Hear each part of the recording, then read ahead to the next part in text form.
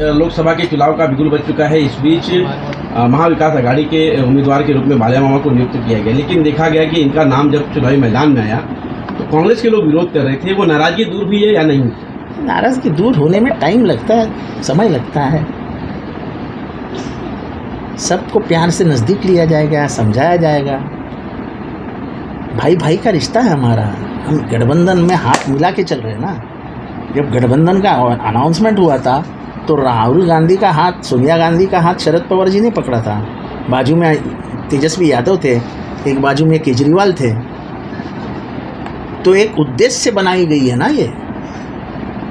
Sir, ये नाराजगी से कहीं ना कहीं मतदाताओं पर भी एक असर पड़ता है, क्योंकि देखा गया कि पहले जो लोकसभा का चुनाव था 2016 का, पहले का लोकसभा चुनाव और आज का लोकसभा चुनाव में बहुत अंतर है। अब वोटर भी बहुत जागरूक हो गया है।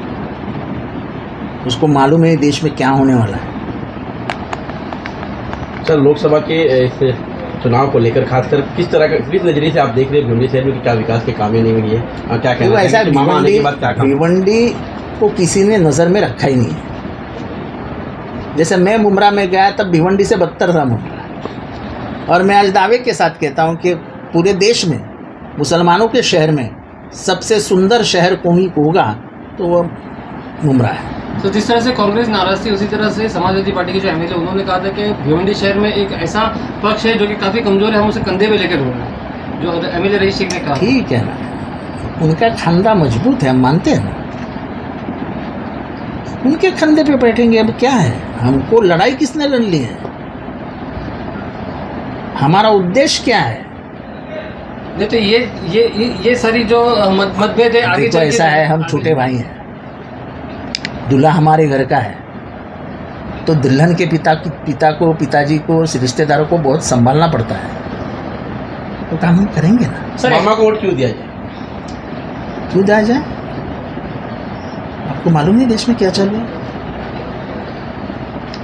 क्या अकेलियत सुरक्षित है? क्या दलित सुरक्षित है? जमहूरियत बचेगी? जिस तरीके से कार्रवाई की जाती है, जैसे बावलिया मामा की टिकट होने वाली है ऐसा समझा तो उसके गोडाउन पे बुलडोजर आ गए। ऐसे सूड और द्वेष की राजनीति इस देश में कभी नहीं हुई थी। सर, आपने अपने भाषण में वसूली की बात कही थी कि गोदामों में जो है वसूली हो रही है। सब जगह से वसूली होती है। कौन करता है? तुम सब पत्रकारों को मालूम है, लेकिन पत्रकारों की भी आदत है आजकल खुलेआम बात नहीं करते। सर, आपने ड्रग के बारे में भी बताया था कि गुजरात में ड्रग का मामला बहुत ज़्यादा है, लेकिन हम ये देख रहे हैं आए दिन कि गुजरात से जो बॉर्डर है उसके बाद मुमरा में भी ड्रग का मामला बहुत ज़्यादा। इसके बारे में क्या कहें? देखो, ऐसा है कि बिना वजह मुमरा को बदनाम मत करो। कोई अंश से गुजरात के नज़दीक है क्या मुमरा? अब जो सवाल पूछे तो सवाल का मुझे जवाब दो। आए दिन वहाँ की वीडियोस आती रहती कि वीडियोस के ऊपर दुनिया नहीं चलती ना। दुनिया सच्चाई पे चलती है। सर, भिवंडी लोकसभा में टोरेंट पावर भी एक चुनावी मुद्दा है। आपने स्टेज से कहा कि मामा अगर आएंगे तो वो टोरेंट को हटा देंगे, तो आपने मुमरा में टोरेंट को क्यों नहीं हटाया? ऐसा है, मेरा टोरेंट जब आया मेरे इलाके में तब वो लाया बीजेपी ने। उनका एग्रीमेंट हुआ है। अब एग्रीमेंट जितने साल का है, 10-12 साल का है, तो उतना टाइम तो तुम हटा ही नहीं सकते उनको। उन्होंने 350 करोड़ रुपये भर दिए गवर्नमेंट को।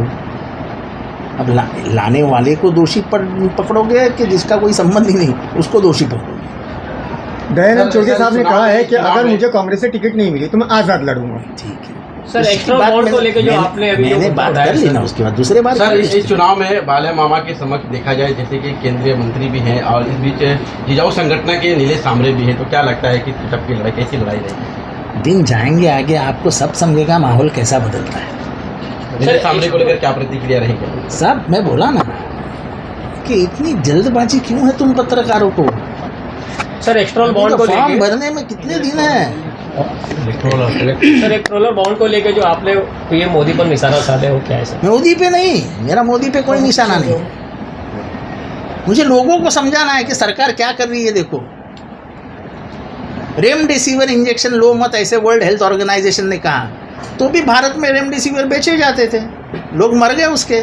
आज भी रेमडेसिविर की तकलीफ हो रही है लोगों को। ये जो हड्डी है ना, कई लोगों की ये हड्डी खत्म हो गई।